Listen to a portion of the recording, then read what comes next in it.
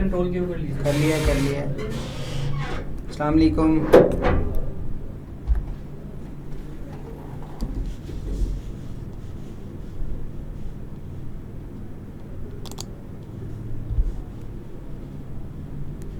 आज पार्टिसिपेंट्स बहुत कम है, कहाँ गए हैं आप लोग?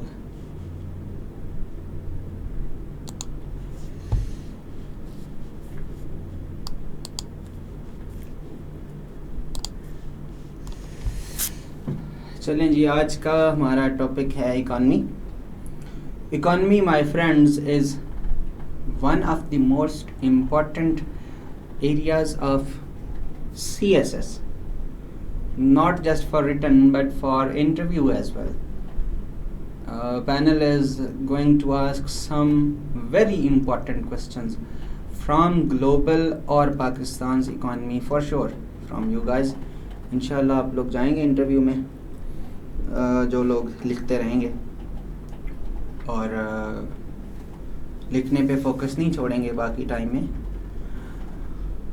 उसके अलावा इंग्लिश ऐसे के लिए भी इकॉनमी एक बहुत अच्छी एंड फॉर ऑब्वियस रीजंस बड़ा एक इम्पॉर्टेंट एरिया है, जिसमें उसने जिस साल आपसे पूछा globalization of the world markets, तो पूछा तो उसने इकॉनमी है ना आपसे, इकोनॉमिक ग्लोबलाइजेशन पूछा आपसे।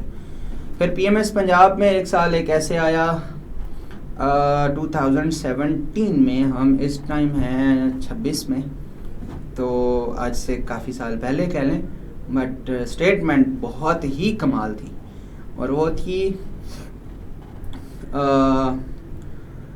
Economic growth without distributive justice leads to violence. और ये तो एक अच्छा टॉपिक भी है लिखने के लिए, ये आपकी असाइनमेंट ही बना देते हैं।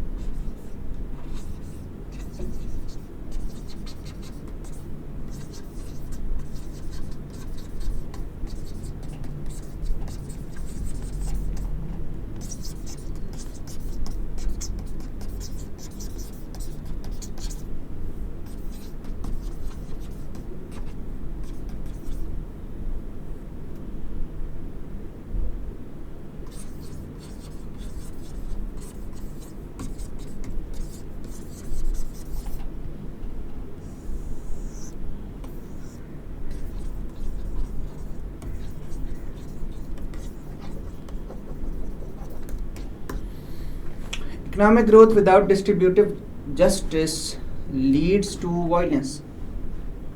ये क्लास असाइनमेंट है।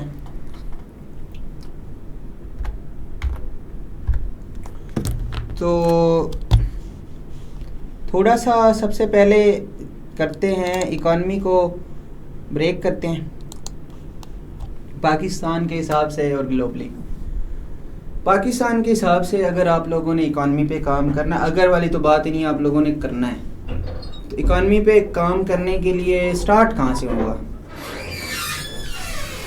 स्टार्ट होगा इस टॉपिक का economic problems of Pakistan. Thank you so much. Economic problems of Pakistan, causes, impacts, way forward.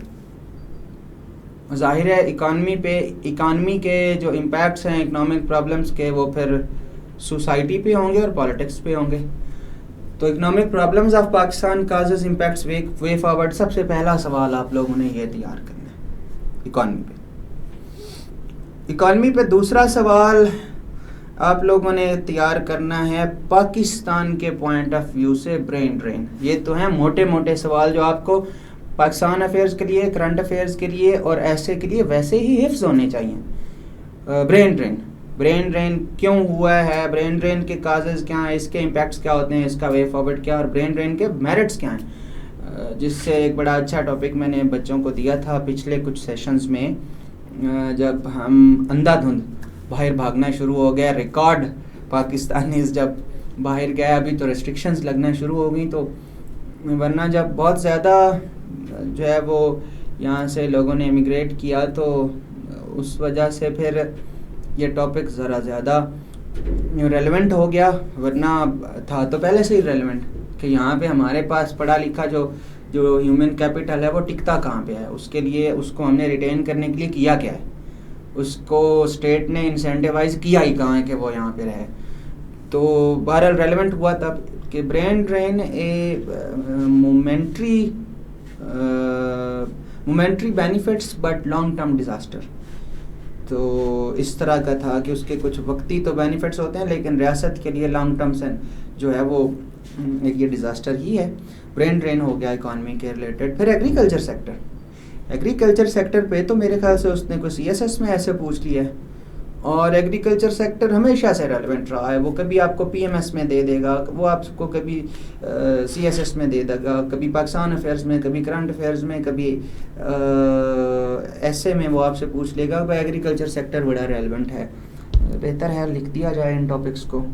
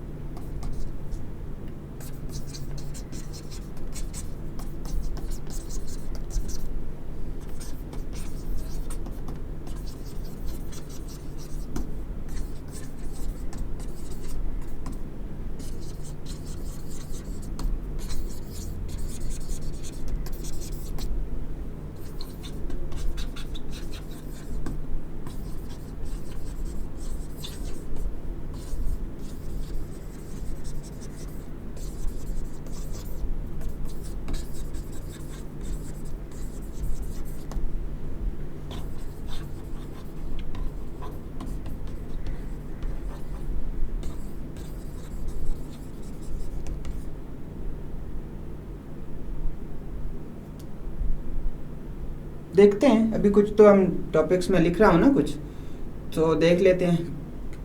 Agriculture तो फॉर श्योर होगा ना।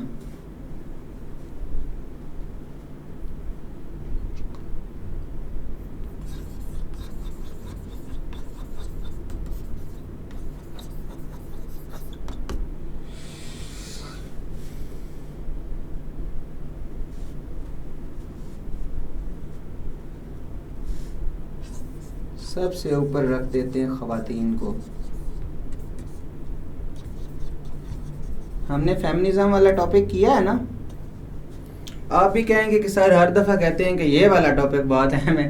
अब मैं क्या करूं, इतनी एक इसी वजह से आपको थीम वाइज हम चीज़ें करवाते हैं कि चलो आपको, हमें जब CSA में थे, जब हम ट्रेनिंग कर रहे थे, तो DG साहब ने, मैंने आपको बताया था कि उन्होंने अब हमें इतनी इतनी मोटी किताबें दे दी, 3-3 हज़ार पेजेस की वो बुक्स थी, वो कौन पढ़ता।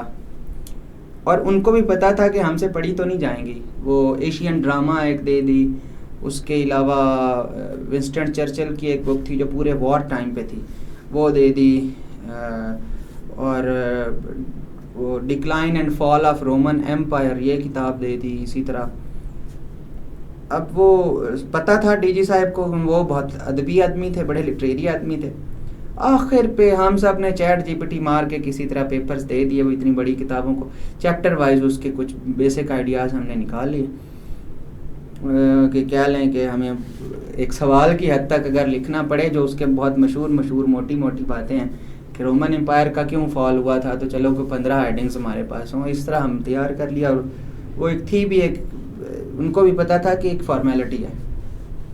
लेकिन आखिर पे DG साहब ने हमें कहा कि इसका मकसद सिर्फ ये था कि मैं आपको एहसास दिला सकूं कि आप कितने धुले हुए हैं। लिटरेचर से आप लोगों की ज़िंदगी का कितना फासला हो चुका है, आप लोगों की ज़िंदगी में किस हद तक रीडिंग की कमी है।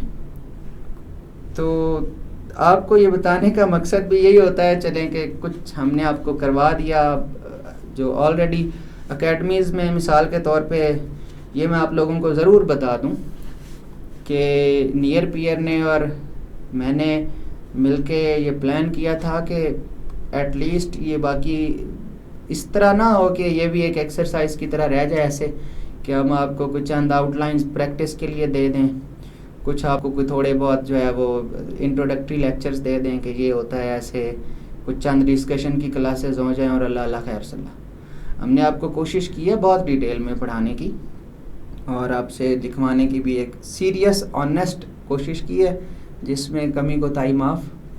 आप लोग मेरा अब तक का बहुत अच्छा सेशन थे और मैंने आपको बड़े प्यार से पढ़ाया और आप लोग हैं बड़े अच्छे और बड़े काबिल स्टूडेंट्स हैं आप लोग। इस सेशन में इंशाल्लाह जो है ना वो कई नाम निकलेंगे, आप सबको अल्लाह कामयाब करे, कहीं ना कहीं आप सब एडजस्ट होंगे। तो अब ये नहीं मुझे कहना कि आप हर दफ़ा कोई मुश्किल कोई नई कह देते हैं बात कि ये बड़ी जो है वो आप अभी तो कल तक तो आपने कहा था कि ये वाले थीम और जो है वो टॉपिक्स बड़े इंपॉर्टेंट थे इस थीम के।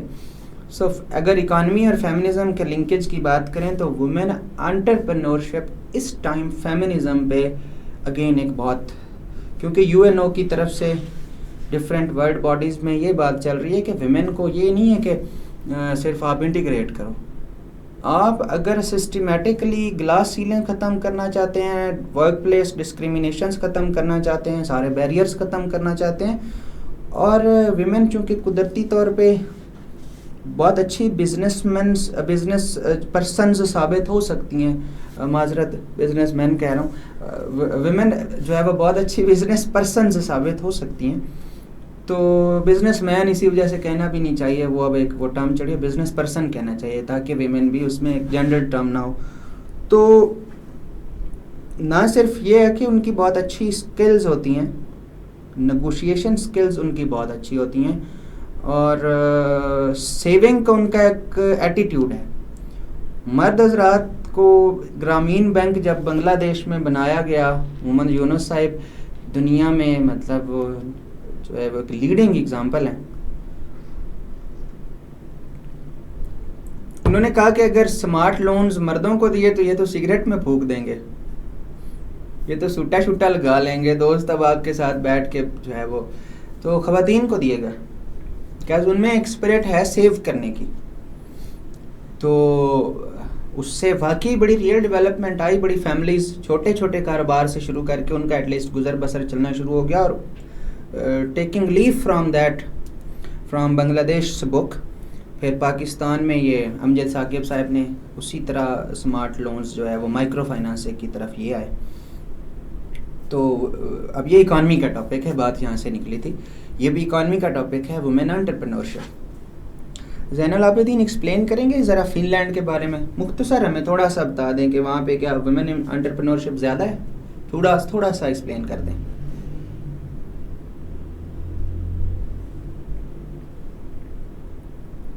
ज़ैनुल आबिदीन अपना माइक ऑन कीजिए और थोड़ा सा मुझे और बाकी क्लास को एजुकेट करें, थोड़ा सा बस बता दें कि फिनलैंड को हम किस तरह कोट कर सकते हैं। वहाँ पे वुमेन एंटरप्रेन्योरशिप की तरफ रिसेंटली ज़्यादा फोकस हुआ है या एक्चुअली है वहाँ पे, या क्या सीन है?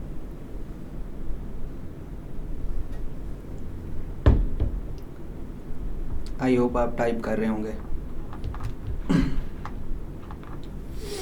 तो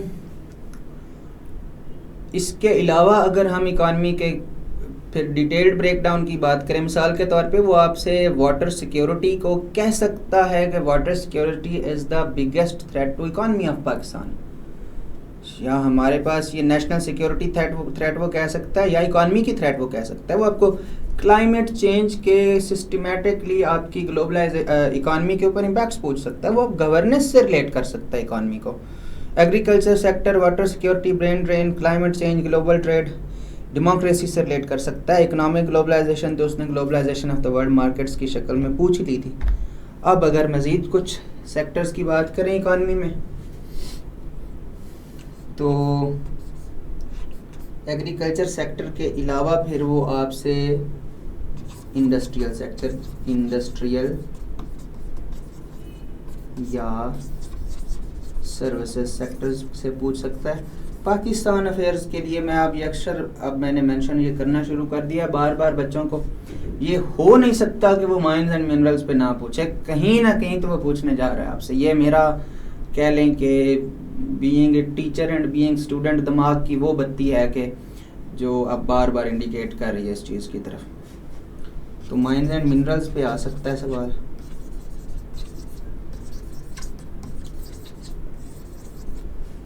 इसके अलावा इकानमी में आपसे वो क्या पूछ सकता है,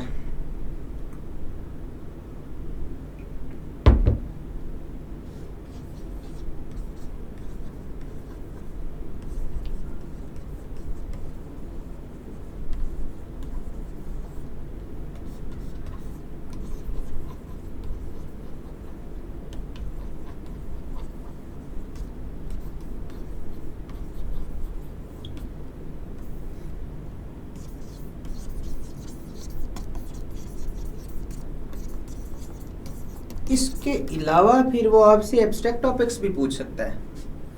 ज़ैनुल आबिदीन आपने हमें बताया भी नहीं है फिनलैंड के बारे में, हम तो आपसे सीखना चाह रहे थे, आप अच्छा बताया आपने। It is first country to grant women full political rights. Today Finland maintains its trailblazing status through robust social policies, global gender rank 2. Thank you. चलिए हम ये बात कर लेते हैं कि इकानमी में उनकी इंक्लूजन है तो तभी ये दूसरे नंबर पे है ना। तो हाँ, हमने बहरहाल अब डिस्कशन इससे आगे जा चुकी है। Yes, thank you. कि एंटरप्रेन्योरशिप ना सिर्फ मौजूदा दौर के इकनॉमिक विमेन एंटरप्रेन्योरशिप ना सिर्फ मौजूदा दौर के इकनॉमिक प्रॉब्लम्स का जो है वो सॉल्यूशन ना सिर्फ ज़रूरत है, बल्कि अब ये इसके अलावा गुजारा ही नहीं है, लाजमी ज़रूरत है। It's crucially important, of vital significance, कि विमेन एम्पावरमेंट के लिए भी ज़रूरी है और इकॉनमी का और कोई हल नहीं है।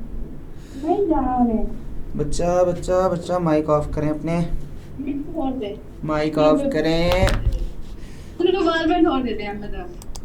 पेपर बोर्ड इधर लगा रहना।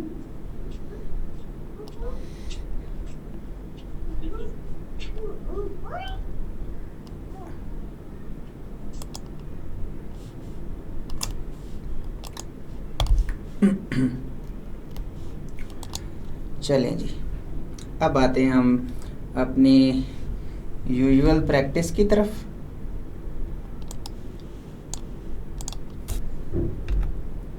अगर हमने ये देखना हो कि किसी भी कंट्री की इकॉनमी परफॉर्म कैसा कर रही है, अब ज़रा कॉन्सेप्ट्स की तरफ आते हैं। ये मैंने बहुत सारे टॉपिक्स फैला दिए, मैं असल में आपको बताना चाह रहा था कि पाकिस्तान अफेयर्स, करंट अफेयर्स के लिए आपको, अब अगर सोर्सेज की बात करें तो आपने इसकी पाइड की रिसर्चेस बहुत इम्पॉर्टेंट है इस हवाले से।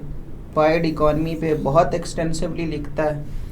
उसके अलावा इकोनॉमिक सर्वेज, ये कोई एक आध आपने ज़रूर पढ़ा हुआ हो, ये आपको इतना एनलाइटनिंग होगा आपके लिए कि you would love it. Actually आपको बहुत अच्छे फैक्ट्स मिलेंगे, इकॉनमी की समझ आएगी आपको, एटलीस्ट उस साल की ज़रूर समझ आएगी कि मसाइल क्या हैं। इकोनॉमिक सर्वेज के अलावा पाइड की रिसर्चेज और इकोनॉमिक सर्वेज के अलावा डॉन का जो संडे है, संडे का जो न्यूज़पेपर होता है ना डॉन का, उसमें बहुत अच्छे इकॉनमी के फैक्ट्स एंड फिगर आते हैं।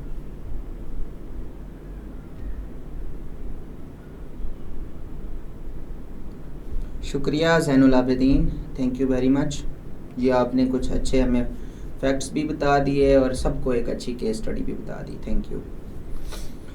डॉन का संडे वाला जो है ना इकॉनमी वाला पोर्शन, अगर वो आप लोग अभी से आदत बना लेना, आप लोग करंट अफेयर्स के लिए डॉन पढ़े ना पढ़े, मेरा इससे मतलब मैं उसको बिल्कुल भी ये नहीं कहता कि डॉन कोई लाजमी शर्त है।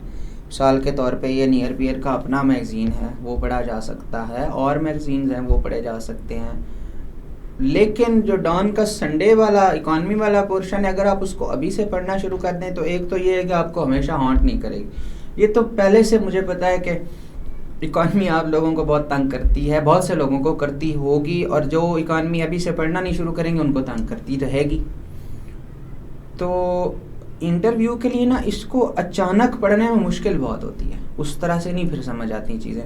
अभी से अगर आप लोग हैबिट बना लेंगे तो बहुत अच्छा रहेगा। अभी मैंने मिसाल के तौर पे इकॉनमी में सच एक बहुत अहम टॉपिक था, वो था हमारा टैक्सेशन। इस पे तो मेरे ख्याल से CSS PMS में कोई एक आध दफ़ा आ भी चुका है और आ सकता भी है आगे। वो आपसे पाकिस्तान के टैक्स के बारे में पूछ सकता है, इनफॉर्मल सेक्टर पे उसने पूछा है, वो इनडायरेक्टली बेसिकली तो इकॉनमी, इनफॉर्मल इकॉनमी पे एक साल ऐसे है बेसिकली जब खान साहब इख्तियार में खान साहब को लाया गया जब बाकी सब की तरह पावर में, तो इनफॉर्मल इकॉनमी के बारे में बातचीत होना शुरू हुई, तो वो आ गया। PMS में आया था या शायद CSS में आया था। तो इनफॉर्मल इकॉनमी बनता है टैक्सेशन के ऊपर। आपकी बहुत अच्छी स्टडी होनी चाहिए कि पाकिस्तान में टैक्स के ओवरऑल फिगर्स आपके पास होने चाहिए। वीक टैक्सेशन, पुअर हमारी टैक्स बेस जो है, इसकी रीजंस क्या हैं। और फिर जब हमारे पास टैक्स नहीं होता मतलब हमारे पास पैसे नहीं होते, हमारे पास थोड़े पैसे जनरेट होते हैं, क्योंकि प्रिंसिपल जो रेवेन्यू है वो तो या तो टैक्स से रियासत लेके आती है या जो स्टेट ओन्ड एंटरप्राइजेस हैं उनसे लेके आती है, और बाकी फाइन्स एंड फीस से लेके आती है। जो 10-10 रुपए किसी पार्क में एंट्री की फ़ीस हो गई या और छोटी छोटी फीसेज हो गई, और फाइन्स जैसे ये चलान है रियासत का, तो यही है रेवेन्यू जनरेशन। या वो जो उसके कंट्रोल में होती हैं एंटरप्राइजेज, इंडस्ट्रीज़ वगैरह, जो भी PIA वगैरह जैसे हैं, या और स्टील मिल जिसका हमने बेड़ा गर्क कर दिया, तो पार्किंग हो गई। फाइन्स, फीस, टैक्स और एंटरप्राइजेस, असल में तो रियासत यहाँ से रेवेन्यू जनरेट करती है। तो ये एक बहुत इंपॉर्टेंट, हमारे पास अगर पैसा नहीं है, टैक्स बेस हमारी नैरो है, तो उसके इम्पैक्ट्स क्या, और फिर कैसे हम अपना जो है वो टैक्स को ठीक कर सकते हैं। टैक्स एडमिनिस्ट्रेशन सिस्टम को, tax collection and administration system को कैसे ठीक कर सकते हैं, इसका वे फॉरवर्ड ये वाला भी बहुत इम्पोर्टेंट है। तो सबसे पहले अब थोड़े से कॉन्सेप्ट्स ले लेते हैं।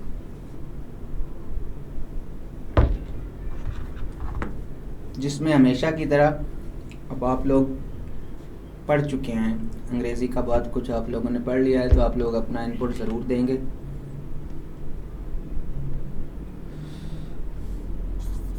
टॉपिक तो हमारा है इकोनॉमिक प्रॉब्लम्स। ये आप एटलीस्ट आपका ये मसला मैं हमेशा के लिए हल करना चाहता हूँ कि पाकिस्तान के इकोनॉमिक प्रॉब्लम्स जनरली क्या हैं, ये आपको फिर अब कहीं से समझने ना पड़े। एटलीस्ट सीधी सीधी बात आसान करके आपको समझ आ जाए, इसमें कोई कन्फ्यूजन ना रहे। ये मेरा आज आपसे वादा है कि इकोनॉमिक प्रॉब्लम्स को हम बस अच्छे से समझ लें, पाकिस्तान के हैं क्या, और कुछ कॉन्सेप्ट्स आपके हमेशा के लिए बिल्ड हो जाएं, और ऐसे के पॉइंट ऑफ व्यू से कुछ ज़रूरी बातें जो हम हमेशा मिस कर जाते हैं वो हम ज़रूर लिखेंगे। इसके बाद एग्जामिनर आपसे नहीं कह सकता कि जी मैं आपकी बात एक्सेप्ट नहीं कर रहा, हम ऐसी बातें ही लिखेंगे इंशाल्लाह। इकोनॉमिक प्रॉब्लम्स हम पाकिस्तान की कर रहे हैं, तो मुझे 1-2 मिनट की एक्सरसाइज मैं आपको दे रहा हूँ, सिर्फ 2 मिनट की। वो आपने ये एक्सरसाइज ये है कि किसी भी मुल्क की देखना हो कि इकॉनमी ठीक काम कर रही है या नहीं ठीक काम कर रही।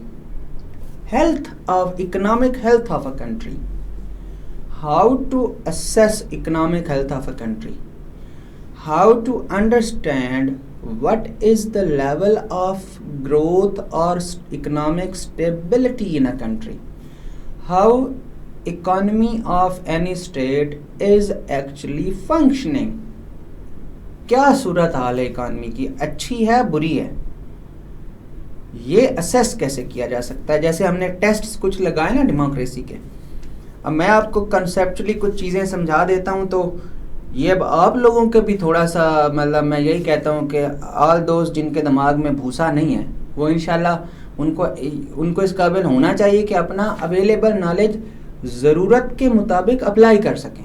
कोई ऐसी सिचुएशन आती है, सवाल बड़ा कुछ पुट्ठा सीधा आता है, लेकिन उनके पास जो नॉलेज बेस है, जो कॉन्सेप्ट्स हैं, उनको अब कैसे यूटिलाइज कर सकते हैं, ये बच्चे को आना चाहिए।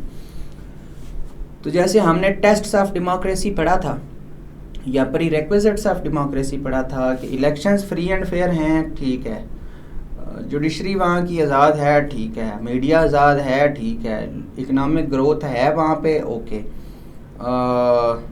उसके रूल ऑफ लॉ एग्जिस्ट करता है, हाँ ठीक है, पॉलिटिकल टॉलरेंस है, ठीक है। ये हमने जो कुछ टेस्ट्स डेमोक्रेसी के या जिनको हमने प्री रिक्विजिट्स कहा था, अब अगर आपने ये बताना हो ना कि कहीं पे डेमोक्रेसी ग्रो करेगी इन फ्यूचर या नहीं करेगी, या इस टाइम कहीं पे अच्छा फंक्शन कर रही है या नहीं कर रही, वो इन्हीं पॉइंट्स की शक्ल में आप लोग करेंगे, इन्हीं पॉइंट्स की शक्ल में आप करेंगे। सबसे पहले यहीं से बात स्टार्ट करेंगे कि manifestations of poor democracy in Pakistan, और उसमें उसको बताएंगे ना रूल ऑफ लॉ है, ना मीडिया आज़ाद है, ना जो है वो क्या कहते हैं जुडिशरी आज़ाद है, ना इलेक्शंस फ्री एंड फेयर हैं, ना इकोनॉमिक ग्रोथ है, ना जो है वो पॉलिटिकल टॉलरेंस है। उसके बाद वाई में जाएंगे कि क्यों ये सब कुछ जो है, इससे मैंने आपको बता दिया कि डेमोक्रेसी अच्छी नहीं है, क्यों नहीं है उसमें जाएंगे। फिर डायनेस्टिक पॉलिटिक्स है और पुअर वो है, लिटरेसी रेट है और पॉलिटिकल पार्टिसिपेशन वीक है और वो सारी चीज़ें फिर कुछ वहाँ आ जाएंगी। इन चीज़ों में भी बच्चे बहुत कंफ्यूज होते हैं कि मैनिफेस्टेशंस क्या होती हैं और काजेज़ क्या होती हैं। समटाइम्स कुछ चीज़ें काज भी लग रही होती हैं और मैनिफेस्टेशन भी लग रही होती हैं। अब इस ऐसे में भी बच्चों से मसला ये होता है कि मिसाल के तौर पे पाकिस्तान के इकोनॉमिक प्रॉब्लम्स क्या हैं और काज क्या है, ये भाई दो अलग चीज़ें हैं।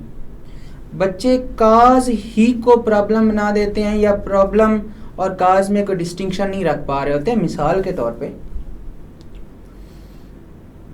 एनर्जी क्राइसिस इन पाकिस्तान, ये अब जो मैं आपको समझाना चाह रहा था ऐसे के हवाले से, वो ये थी कि मैनिफेस्टेशन और काज में फ़र्क समझें। मैनिफेस्टेशन वो चीज़ होती है जो एग्जामिनर आपको बताते हैं कि इन चीज़ों से तो वाकई लगता है कि यहाँ पे गवर्नेंस अच्छी नहीं है। अब ये ऐसे जब पास्ट पेपर्स में आया, crisis of governance in Pakistan, need to reform the institutions, इसमें लोगों ने जो पॉइंट्स काज में लिखने चाहिए थी वो क्राइसिस में लिख दिए। क्राइसिस ऑफ गवर्नेंस कहाँ से नज़र आएगा? वो काज से नज़र आने के बजाय सबसे पहले तो गवर्नेंस बुरी है, तो यहाँ से पता चलेगा ना कि इकॉनमी बुरी है, वो यहाँ से पता चलेगा कि law and order situation weak है, तो यहाँ से पता चलेगा कि जनाब रिसोर्सेज की मिसमैनेजमेंट है, वो तो यहाँ से पता चलेगा कि जो है वो लोकल लेवल पे इंस्टीट्यूशंस नहीं है या लोकल गवर्नमेंट नहीं है, वो यहाँ से पता चलेगा कि मैसिव पॉवर्टी और अनएम्प्लॉयमेंट है। यानी हमने कहा गवर्नेंस ने जो जो काम करने थे वो इसने नहीं कर सकी। सो ये एरियाज़ हैं जिनमें अच्छी परफॉर्मेंस नहीं है, इनसे हम इस्टेब्लिश कर रहे हैं कि गवर्नेंस का क्राइसिस है। काजेज़ में फिर आप लोग लिखेंगे कि जी डायनेस्टिक पॉलिटिक्स है, और काजेज़ में आप लिखेंगे कि कोऑर्डिनेशन नहीं है इदारों के दरमियान, डिजिटलाइजेशन नहीं है, वीक पॉलिसी मेकिंग है। सो मैनिफेस्टेशन और काज में फ़र्क समझें। इकोनॉमिक प्रॉब्लम्स वाले ऐसे में भी बच्चों से ये बहुत बड़े मसाइल होते हैं कि काज और इम्पैक्ट में फ़र्क नहीं कर पा रहे। मिसाल के तौर पे एनर्जी क्राइसिस प्रॉब्लम है या काज है?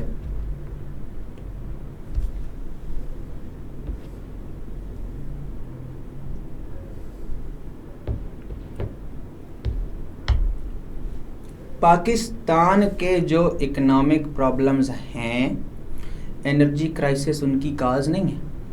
एनर्जी क्राइसिस तो खुद एक प्रॉब्लम है और इसके पीछे कोई काज है जो सेंट्रल फाउंडेशनल रूट पे बैठी हुई है कोई चीज़। काज तो उसको कहेंगे ये तो प्रोडक्ट है, हमारे पास कोई रिसोर्सेज की कमी है, हम विंड एनर्जी क्रिएट कर सकते हैं, हम टाइडल एनर्जी क्रिएट कर सकते हैं, जियोथर्मल कर सकते हैं, सोलर का पोटेंशियल है हमारे पास, हाइडल एनर्जी का पोटेंशियल है हमारे पास, इवन कोल भी है, गैस भी है। सो ये जो है वो एनर्जी क्राइसिस तो बजाते खुद एक मसला है, कोई किसी और मसले की रीज़न तो नहीं है, ये तो खुद एक मसला है, इसके पीछे कोई और काज है। हाँ, ये यूँ कह लें कि मिसमैनेजमेंट काज है, ये तो प्रोडक्ट है। सो अब मुझे आप लोगों ने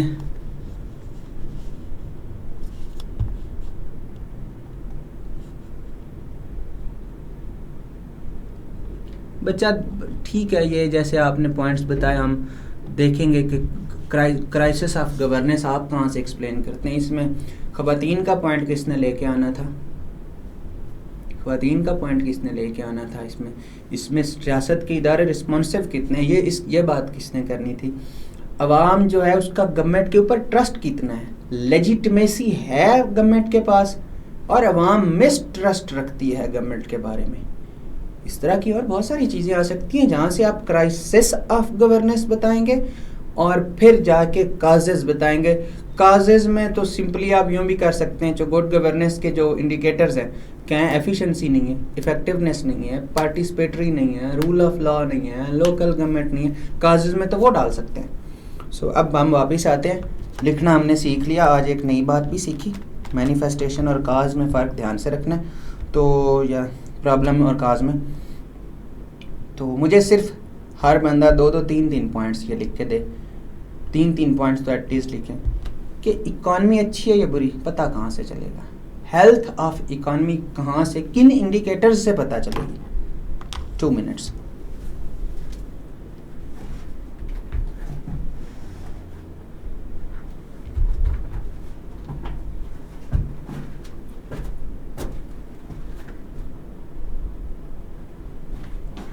how to assess the condition of economy in any state, indicators क्या हैं या किन चीज़ों से, किन एरियाज से, क्या पॉइंट्स हैं जिनसे हमें पता चल सकता है कि इकॉनमी अच्छी है बुरी है, असेस कैसे हो सकता है हेल्थ ऑफ इकॉनमी।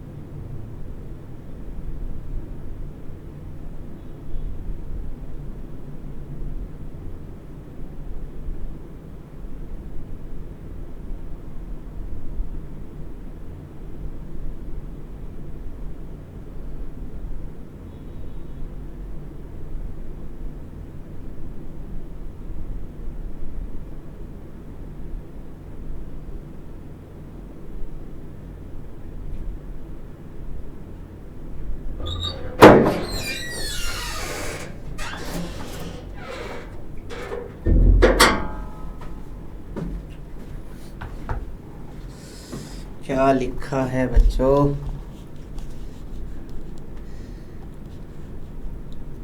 फिजा ने बिल्कुल ठीक पॉइंट्स बताए हैं। Political stability, rule of law, governance bodies, credibility, foreign policy, थोड़ा सा इनडायरेक्ट हो गया ना, पॉइंट्स सारे ठीक हैं, लेकिन उसकी रीज़न ये है कि जब बात इकॉनमी की हो रही है तो एग्जामिनर को थोड़ी सी इकॉनमी भी दिखानी है ना, तो हम उसको पॉइंट्स दिखा रहे हैं इनडायरेक्टली पॉलिटिक्स वाले, जो कि बिल्कुल अफेक्ट ज़रूर करते हैं इकॉनमी को, और बहुत क्लोजली और बहुत सिग्निफिकेंटली इम्पैक्ट करते हैं। लेकिन थोड़ा सा इकोनॉमिस्ट की नज़र से देखें चीज़ों को। इकोनॉमिस्ट देखेगा तो वो गवर्नेंस को तो एक पॉइंट के तौर पे देखेगा, इकॉनमी में क्या चल रहा है वो देखेगा। तो उस हिसाब से कुछ और चीज़ें भी हैं, हम वो भी देखते हैं। Employment, FDI, imports exports, literacy rate, main GDP growth, revenue generation, free services ठीक है, labour market, industrial production, financial, सभी ने ठीक कहा है।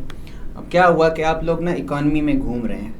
ज़ैनुल आबिदीन बता रहे हैं fiscal deficit, human capital, agriculture sector. मिसाल के तौर पे अगर अब ना मैं आप सबके रिस्पॉन्सेज पे रुकता हूँ, उनको हम अलग करना सीखते हैं। फिस्कल डेफिसिट इकोनॉमिक प्रॉब्लम है, weak human capital, Zainul Abidin this is cause, this is not an economic problem in itself, ये तो काज में आएगा और बहुत तगड़ी काज बनेगी। Agriculture sector in efficiencies, agriculture sector की इन एफिशिएंसी अगर पुअरली परफॉर्म कर रहा है, आप इसके किसी मसलन एग्रीकल्चरल यील्ड की बात करते हैं तो वो एक प्रॉब्लम है, बिल्कुल ठीक है। बट मैक्रो इकोनॉमिक इंडिकेटर नहीं है, एक माइक्रो इकोनॉमिक इंडिकेटर बन सकता है। यानी मिसाल के तौर पे हम कितना रेवेन्यू जनरेट कर रहे हैं, हमारी ओवरऑल GDP क्या है, ये एक मैक्रो इकोनॉमिक इंडिकेटर है, बड़ा इंडिकेटर है। उसमें फिर सर्विसेज भी है, एग्रीकल्चर भी है, मैन्युफैक्चरिंग भी है, टूरिज़्म भी है पाकिस्तान के लिए। तो ये फिर बाकी क्या हो गए सेक्टर्स, ये एक मैक्रो इकोनॉमिक इंडिकेटर नहीं है। आउटडेटेड इंफ्रास्ट्रक्चर काज है, प्रॉब्लम थोड़ी है, तो काज है। हमने मॉडर्नाइज करना है ना, ये तो पॉलिसी लेवल का एक डिसीजन है। Labour market, industrial production, financial, चलें जी अब हम वापस आ जाते हैं। आप सब अब इकॉनमी में घूम रहे हैं, जो मोटी मोटी उसकी बातें हैं।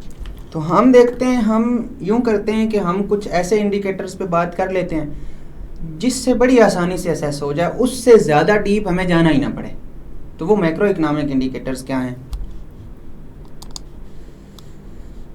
प्यारे बच्चों? वो मैक्रो इकोनॉमिक इंडिकेटर्स हैं,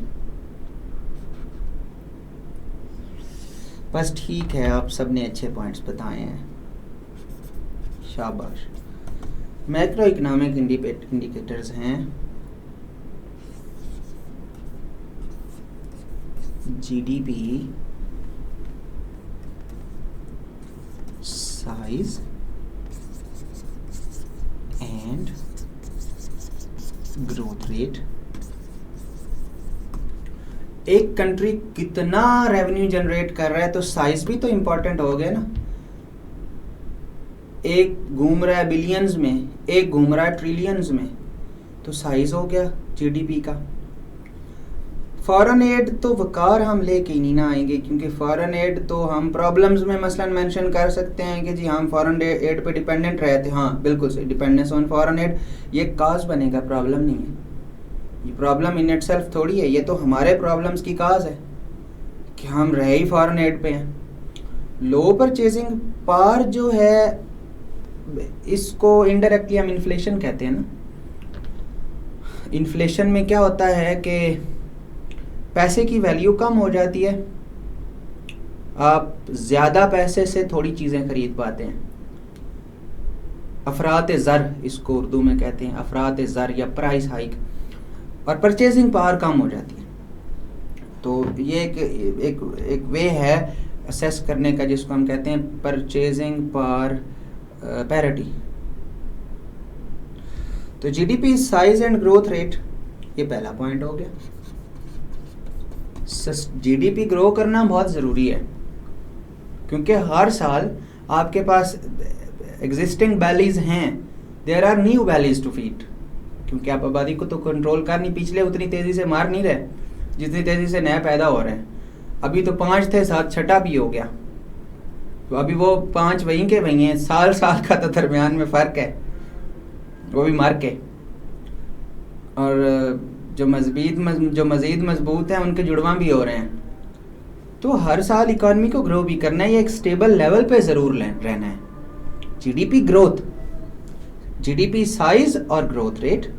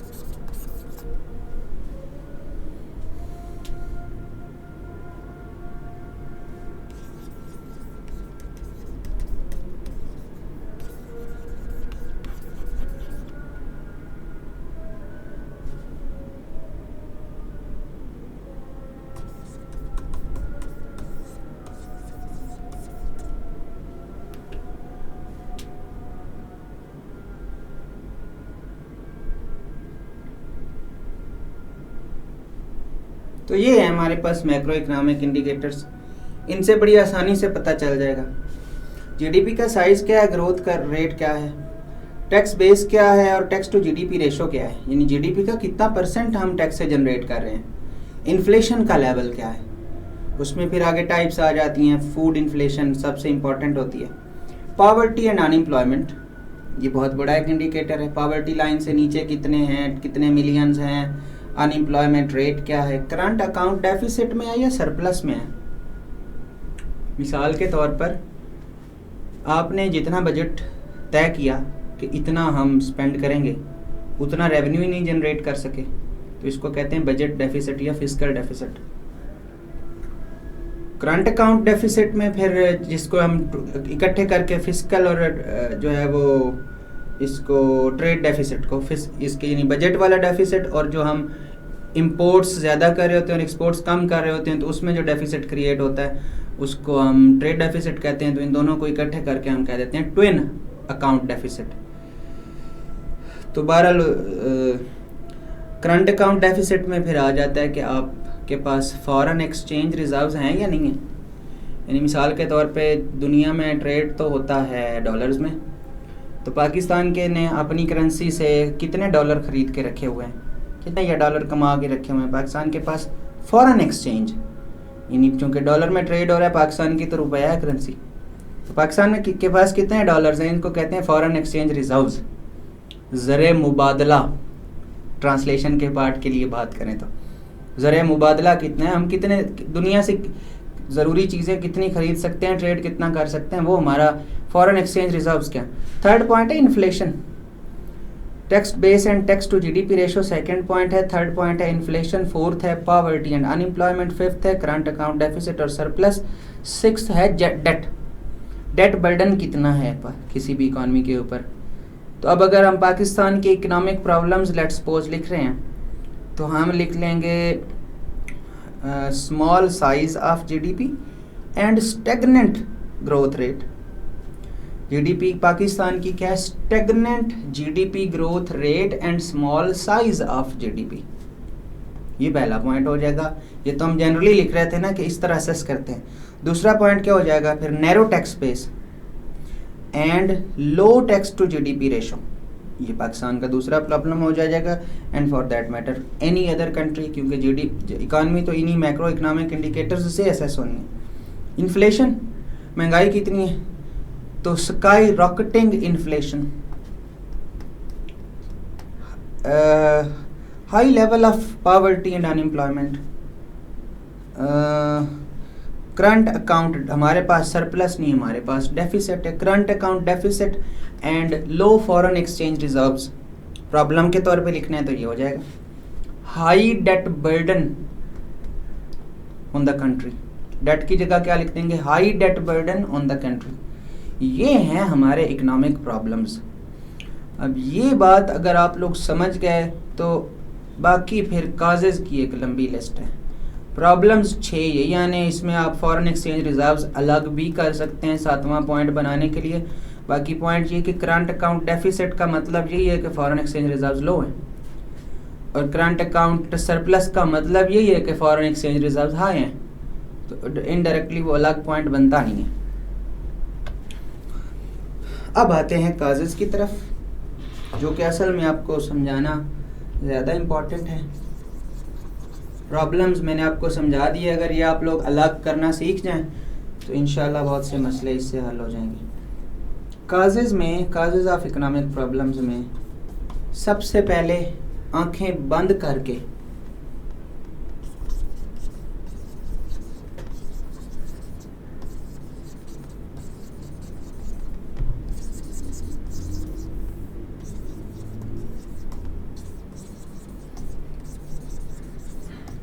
weak governance and elite capture, और उसमें भी वीक गवर्नेंस में आप लोग आगे जो पॉइंट लेके आएंगे वो फिर इदारों के भी ऊपर भी बात कर लेंगे, लोकल गवर्नमेंट के ऊपर भी बात कर लेंगे, डिजिटलाइजेशन के ऊपर भी बात कर लेंगे, मतलब पॉलिसी मेकिंग के ऊपर भी बात कर लेंगे, या उसके ऊपर हम अलग पॉइंट बनाते हैं। Weak governance and elite capture पहला पॉइंट। अब इसमें एलीट कैप्चर बहुत इंपॉर्टेंट है पाकिस्तान के ऊपर। जब हम इंटरव्यू की तैयारी कर रहे थे तो कोई एक बहुत अच्छे ऑफिसर थे, उन्होंने हमारी एक क्लास ली थी। तो उन्होंने तकरीबन कोई 30 रिस्पॉन्सेस जनरेट किए थे, क्योंकि 30 लोगों ने इस चीज़ के ऊपर थीसिस कलेक्टिवली दिया था। जैसे अब गवर्निंग द अनगवर्नेबल्स में बेसिकली तो आपके जो फारमोस्ट इकोनॉमिस्ट हैं उनका थीसिस तो यही है कि पाकिस्तान का सबसे बड़ा मसला पुअर गवर्नेंस है, तो जो कि इनडायरेक्टली ठीक है, लेकिन मुसीबत यह है कि पुअर गवर्नेंस से भी ऊपर एक मसला बैठा हुआ है। तो किसी ने हम में से इलिटरेसी कहा, किसी ने एक्सट्रीमिज़म एंड टेररिज्म कहा, किसी ने गवर्नेंस की बात कर दी, किसी ने इकॉनमी की बात कर दी। सो बड़े multiple responses, lack of political will किसी ने कह दिया, किसी ने वीक डेमोक्रेसी कह दिया, किसी ने फॉरेन इंटरफेरेंस कह दिया, किसी ने लीडरशिप क्राइसिस कह दिया। तो बड़े मल्टीपल रिस्पॉन्सेज लोगों के थे। बट अल्टीमेटली मतलब सर ने जो पॉइंट बताया वो हमारे लिए नया था, और वो ये था कि पाकिस्तान के ऊपर बहुत सारे पब्लिक पॉलिसी रिसर्चर्स की यूनानिमस कंक्लूजन है, ये सब इसी नतीजे पे पहुंचे हैं जिन्होंने भी पाकिस्तान के ऊपर अच्छी रिसर्च की है, इसकी गवर्नेंस के ऊपर। यूनानिमस कंक्लूजन है कि पाकिस्तान का सबसे बड़ा मसला इलीट कैप्चर है। इलीट्स बेसिकली कोई मीनिंगफुल रिफॉर्म्स होने नहीं देते, whether they are religious elites, whether they are political elites, whether they are economic elites। और सबसे बड़ी बात यह है कि इन्हीं सारी जो elites हैं, whether they are those वाली elites, इन्हीं सारी elites का आपस में जो है वो गठजोड़ से फिर ये मल्टीपल elites बैठते हैं। और elite कैप्चर का सादा तरीन मतलब ये है कि वो लोग जिनको लैंड, लेबर, कैपिटल, इन 3 चीज़ों की सबसे आसानी से एक्सेस है, जितना जब चाहे जितना चाहे मैन पावर उनके लिए अवेलेबल हो सकता है, जितना चाहे रियासत पैसा दे सकती है, और जितनी चाहे ज़मीन उनके पास ऑलरेडी है और ले सकते हैं किसी भी बिज़नेस के लिए। सो बिज़नेस के ऊपर उनका कैप्चर है, पॉलिटिकल पावर उनके पास है। सो वो कोई मीनिंगफुल रिफॉर्म होने नहीं देते, स्टेटस को प्रिजर्व रहता है। लॉ मेकिंग उनके पास है, जुडिशरी में वो बैठे हैं, पुलिस में वो बैठे हैं, सिविल सर्विस में वो बैठे हैं। तो इस पे ये 1% रिपब्लिक एक आर्टिकल लिखा था मिफ्ता इस्माइल ने, उसमें उन्होंने मतलब ये लोग चीज़ें इंटरव्यू में तो इवन कोट भी नहीं करनी चाहिए, क्योंकि हमारे सामने इंटरव्यू में वही लोग बैठे होते हैं जो खुद लीड्स होते हैं। तो वो एक पॉइंट था कि मेरे ख्याल से 85% या 87% of the federal judiciary Aitchison college की फारिगुत तहसील है। Aitchison, they are एचिसोनियंस। सो हमारे पास इतना कैप्चर है कि चंद एक इदारे के इतने लोग फेडरल जुडिशरी में बैठे। एजुकेशन के ऊपर उनका कैप्चर है, एम्प्लॉयमेंट के ऊपर उनका कैप्चर है, रिलीजन के ऊपर उनका कैप्चर है, मीडिया के ऊपर उनका कैप्चर है, लिटरेचर के ऊपर उनका कैप्चर है, और उनके ऊपर किसी और का कैप्चर है। बहरहाल सो पहला मसला तो इसमें अब आप एलीट कैप्चर पे कभी पढ़िएगा, it's food for thought, it's good topic to read. पहला प्रॉब्लम हमने डिस्कस कर लिया।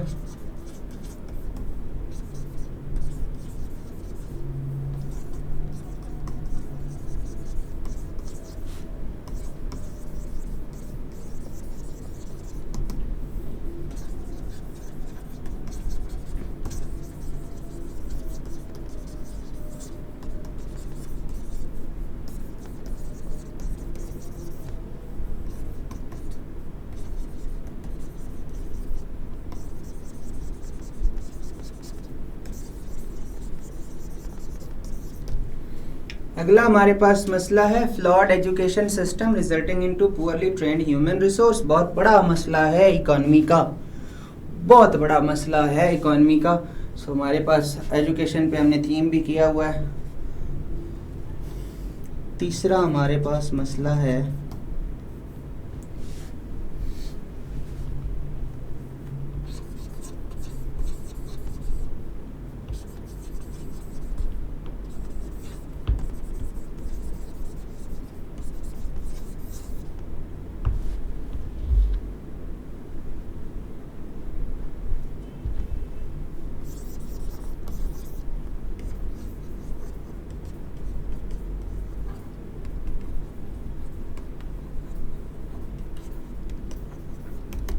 Week policy making and political instability.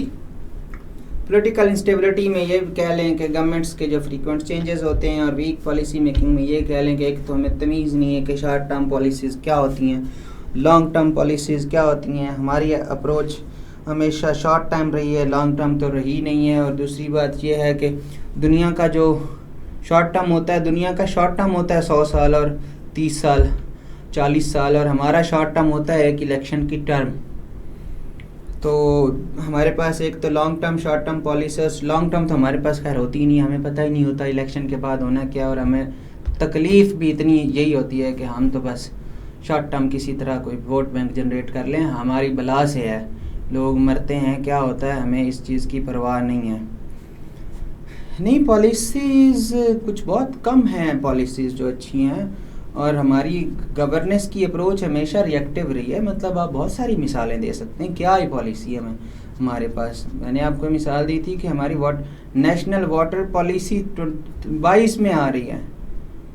जो 250 मिलियन लोगों का मुल्क हो, उनके लिए तो जीते कितना स्कार्स रिसोर्स हमारी पॉलिसी नहीं है। हमारी एग्रीकल्चर सेक्टर में कितनी बुरी पॉलिसीज़ हैं, हमारी अल्टीमेटली पॉलिसी फेलियर ही है ना। जहाँ जहाँ हमारे पास कहाँ क्या इंडस्ट्री लगनी है, किनको प्रमोट करना है, किनको सब्सिडाइज करना है, किनको नहीं करना, कौन से इधर पॉवर्टी रिडक्शन के लिए हमारी क्या पॉलिसीज़ हैं।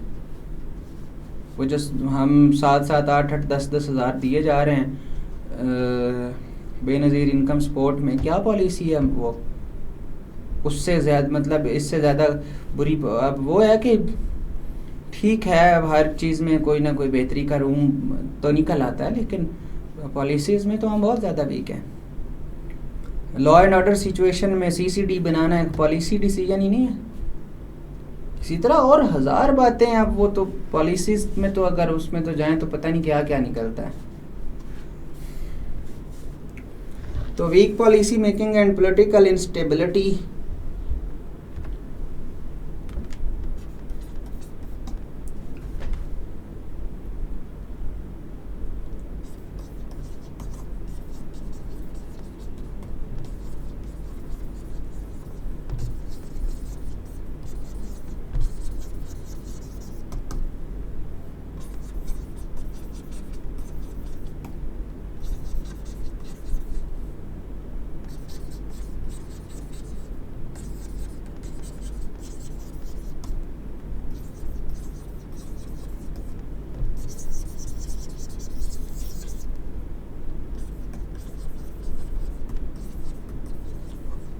आप लोग कहते होंगे कि सर बार बार मिटिगेशन एंड अडेप्टेशन की बात करते हैं। अब this is very good jargon जहाँ पे आप क्लाइमेट चेंज की बात करें। मिटिगेशन आ गया, तमाम उसके असरात ख़त्म करना, और अडेप्टेशन में आ गया कि अपने आप को चेंज के मुताबिक अडेप्ट करना। तो इस वजह से मैं बार बार यही लफ्ज़ इस्तेमाल करता हूँ, मिटिगेशन एंड अडेप्टेशन। अब समटाइम्स अब हमारे पास पॉइंट्स ज़्यादा होते हैं और सारे ही बड़े ज़रूरी होते हैं, उनमें से कोई भी मिस करें तो हमें यही लगता है कि एग्जामिनर गुस्सा ना कर जाए। हमारे पास फिर ऑप्शन होता है, हम रेलेवेंट पॉइंट्स को मिक्स कर सकते हैं। तो एक तो इकॉनमी के लिटरेचर में अगर आप लोग देखेंगे तो पॉपुलेशन को हमेशा से एक बहुत बड़ी थ्रेट समझा जाता है। तो पाकिस्तान में अनब्रेडेड पॉपुलेशन ग्रोथ एक बहुत बड़ा मसला है इकॉनमी का, बहुत बड़ा मसला है इकॉनमी का। Excuse me.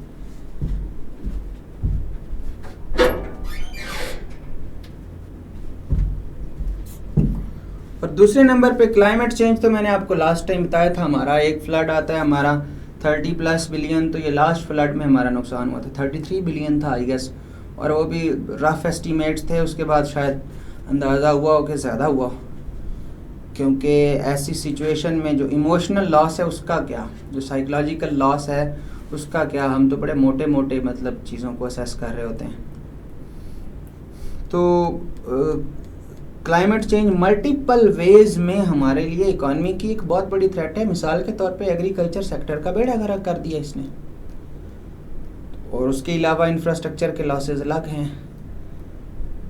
अनब्रेडेड population growth and weak climate change adaptability, फिर बड़े मिलते जुलते पॉइंट्स हैं, बड़े रिलेटेड, इनको हम इकट्ठा कर लिया और दो बहुत ज़रूरी पॉइंट्स को हमने लिख भी लिया। और अब मैं हैरान हूँ कि इस तरह के ऐसे में बहुत दफ़ा बच्चों ने मुझे ना क्लाइमेट चेंज पे लिख के दिया ना पॉपुलेशन पे लिख के दिया। सो जब आप लोग लिख रहे होते हैं तो आप बड़ा केयरफुली ये चूज़ करते हैं कि कौन सी बातें अहम हैं।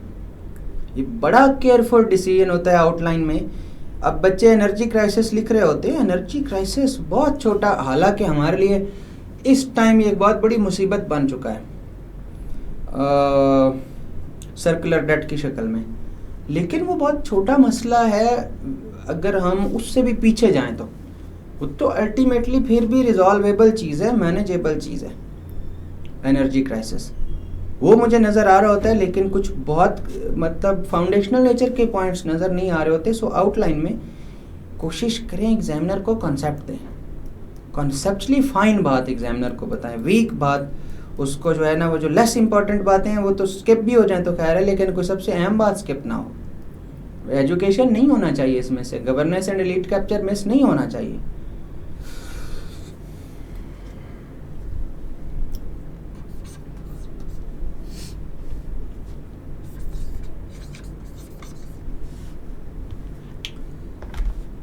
एक बहुत अहम बात वो थी एफडीआई। ये मैक्रो इकोनॉमिक इंडिकेटर्स में कंफर्म कीजिएगा कि आ सकता है या नहीं आ सकता।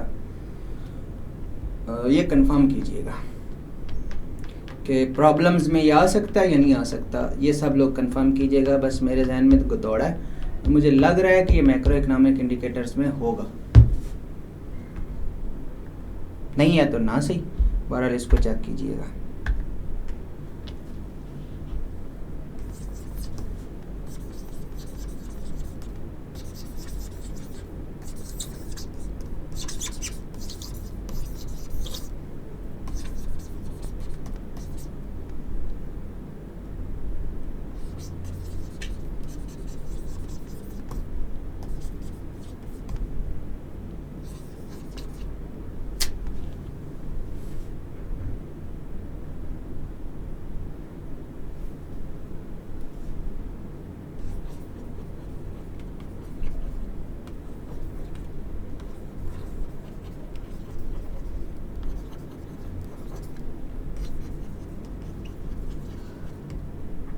बस ठीक हो गया। एफडीआई डाल के तो फिर हमारे पास बड़े अच्छे 7 पॉइंट्स बन गए।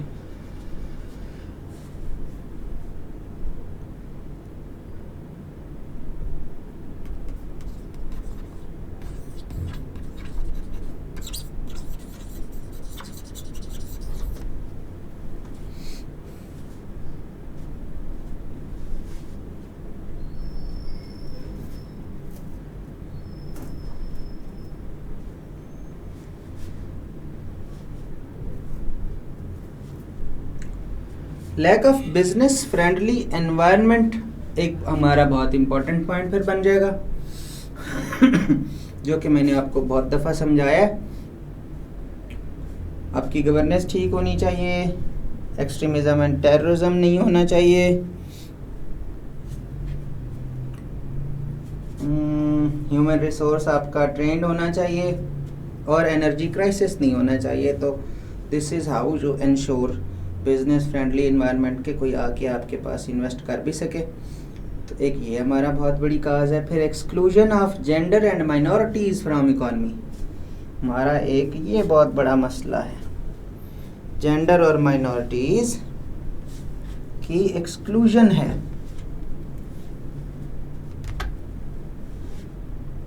तो ग्रोथ सस्टेनेबल कैसे होगी?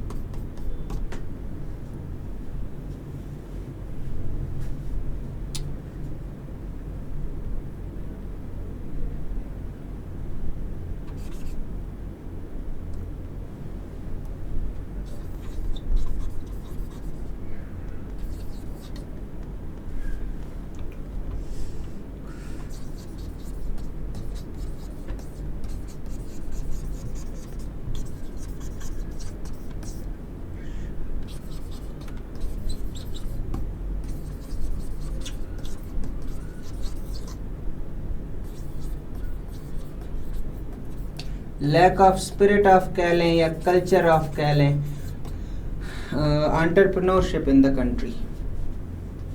7 मसले हमने लिखे हैं। अब अगर इन्हीं को हम ज़रा फैलाएं तो elite capture and poor governance का तो एक बन जाएगा। वीक जो है वो short and long term policies अलग से बना सकते हैं हम। पॉपुलेशन एक्सप्लोजन को और क्लाइमेट चेंज को अलग कर सकते हैं। एक्सट्रीमिज़म एंड टेररिज्म इसमें ऐड कर सकते हैं। बच्चा मेजर से मुराद ग्रास रूट, असल में हम तो इकॉनमी की बात कर रहे हैं ना, तो हम तो बड़े कह लें जो मोस्ट इम्पॉर्टेंट होंगे और पॉलिसी लेवल की जो बातें होंगी या सबसे इन्फ्लुएंशियल होंगी, अब उनकी बात करेंगे ना। अब हम कहने को तो हमारे पास जो है वो वाटर क्राइसिस क्यों नहीं हम कह सकते, लेकिन क्लाइमेट की बात कर लिए ना, तो क्लाइमेट में इनडायरेक्टली कवर हो जाएगा हमारे पास। मैंने अभी तो 3 जगह पॉइंट्स को मिलाया है, वो अलग करें तो मसलन हमारे 10 पॉइंट्स तो यहीं पे बन गए हैं। लोकल गवर्नमेंट को मिसाल के तौर पे हम बड़ी बासानी अलग कर सकते हैं। जो है वो इसमें एक्सट्रीमिज़म और टेररिज्म वाला मैंने ऐड ही नहीं किया, वो हम ऐड कर सकते हैं। अभी तो हमारे पास एक बहुत अहम प्रॉब्लम और पड़ा हुआ है, जिनके साथ भी हम कोई 8-10 पे पहुंच रहे हैं ना, तो जिस वजह से हम तो मिक्स किए जा रहे थे। वरना पाकिस्तान अफेयर्स या करंट अफेयर्स में लिखने हैं तो फिर तो इनको तोड़ तोड़ के मज़ीद लिखते जाएं। ऐसे में तो सबसे अहम बातें आएंगी ना।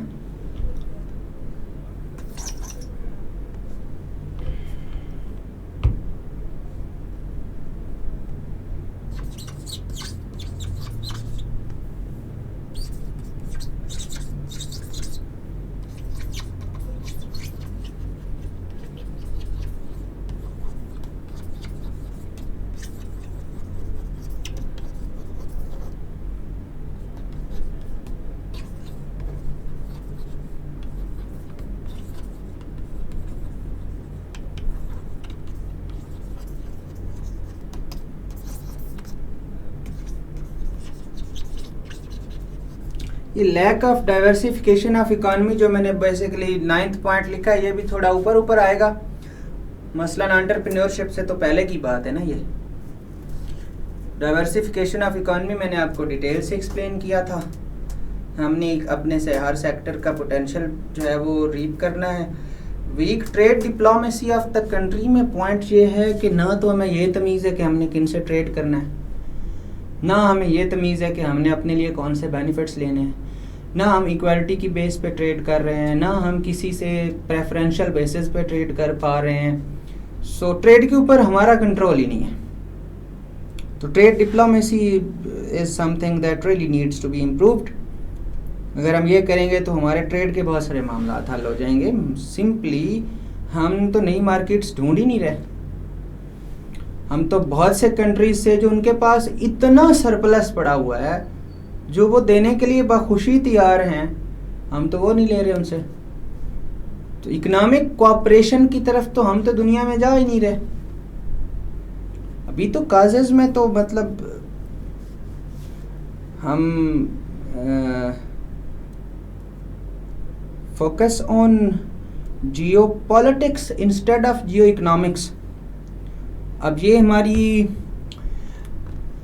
नेशनल सिक्योरिटी पॉलिसी भी कोई खान साहब के दौर में आई थी, जिसमें ये बात हुई थी, जिसमें ये बात भी हुई थी कि अब जाके ना हमें ज़रूरत है कि हम भाई इकॉनमी पे फोकस करें, बजाय इस बात पे फोकस करते रहें कि हमारी ज्योग्राफी क्या है, हमारे आसपास के दुश्मन कौन से हैं, हम इस ज्योग्राफी को बढ़ा कैसे कर सकते हैं, हम इस ज्योग्राफी को डिफेंड कैसे करेंगे। इस जिस वजह से वो पाकिस्तान के लिए आयशा जलाल ने लफ्ज़ इस्तेमाल किया पैरानोइदिस्तान, पाकिस्तान के बजाय का पैरानोइदिस्तान के, जो एक्सट्रीम फियर में रहने वाली स्टेट है। इस फियर मेंटेलिटी से बाहर आके कोऑपरेशन की तरफ जाएं, दुश्मनों की तरफ दोस्ती का हाथ बढ़ाएं कि भाई तुम भी भूख से मर रहे हो, हम भी भूख से मर रहे हैं। मिसाल के तौर पे पाकिस्तान की जितनी टोटल आबादी है, इससे ज़्यादा सिर्फ वहाँ पे गुर्बत है इंडिया में। तो क्या करना है लड़के? If you fly over Delhi and Lahore, you won't be able to understand any difference between these two cities. आपको यही लगेगा कि शायद मैं एक कंट्री के ऊपर घूम रहा हूँ, इतना कुछ कल्चरली सिमिलर भी है। तो ये कौन हैं जो शेर ही भुला दिया ऐसे आप लोग बेजाओ को।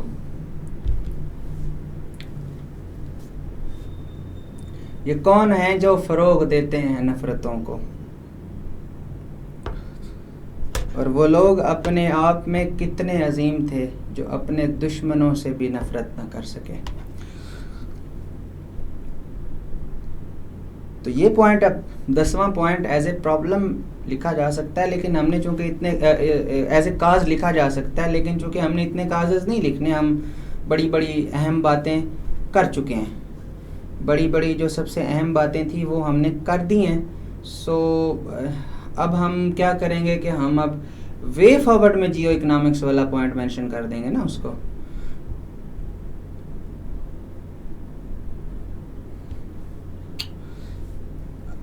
आवाज आ रही है आप लोगों को मेरी?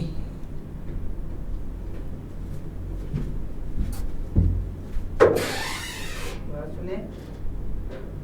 हेलो,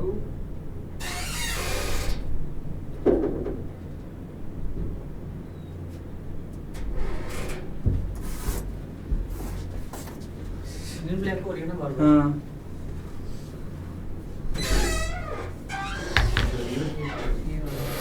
दोनों ही हो रही हैं, वो तो वैसे ही बंद हो रही है, और ये अब तीसरी चौथी दफ़ा हो चुका है। सर कल आपकी मीटिंग है मिस नूर के साथ, क्यों? वो इंटरव्यू डिस्कशन करनी है कुछ और क्लास भी। यार मैं कुछ नहीं करो, मैं हफ्ते बाद घर दे मिलन टोटी का कर साई थी कोठी दे विच मैनू किस तरह एक मंजी पा दियो वाल जी पप्पू जी बस नाल एक सोचो फोन दी चार्जिंग वास्ते। नीर मेरे का फेस बनना है अब, तो ऐसा तो होगा ना। बन रहा हूँ इंशाल्लाह।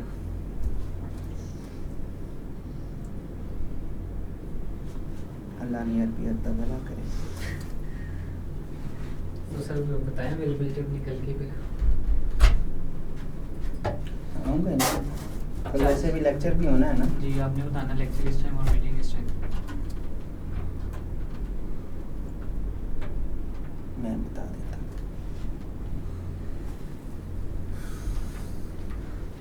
जूम चल रहा है? मेरे ख्याल से जूम चल रहा है। नहीं हमें ये पोर्शन कट करना पड़ेगा।